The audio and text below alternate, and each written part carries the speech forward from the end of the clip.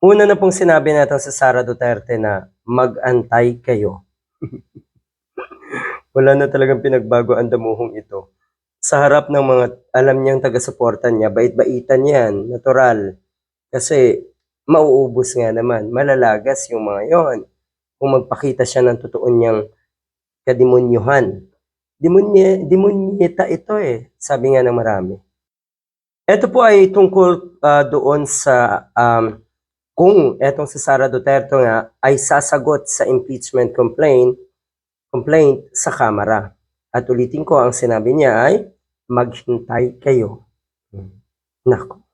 Baka daw kasi wala pa rin naiisip na script etong isang ito.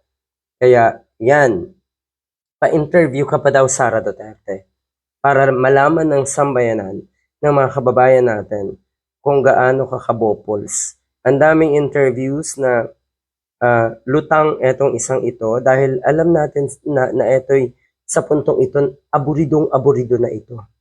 Hindi na yan nakakatulog. Kasi kahit anong galing ng mga lawyers mo, kung napakasolido ng ebidensya, talaga ba? May gagaling pa sa mga prosecutors na katulad ni na Congresswoman Luistro. Parang mahirapan. Nakita nyo naman yung karakas ng tao, no? Ang galing. At syempre kasama si former Senator Leila de Lima. Yan. Eto pala yon. Kasi daw, pag hindi sumagot etong si Sara Duterte, mapapabilis ang proseso. Yung impeachment process ay mapapabilis. Yan ang totoo. Sige, huwag kang sumagot. Huwag kang sumagot para eto daw ay diretso na sa hearing proper. Ito yan. In the event po that she does not respond by Monday, the process will be shortened, abbreviated. So, ibig sabihin po, I think as early as the final weeks of this month, pwede pong mag-proceed na po to a determination of sufficiency in ground.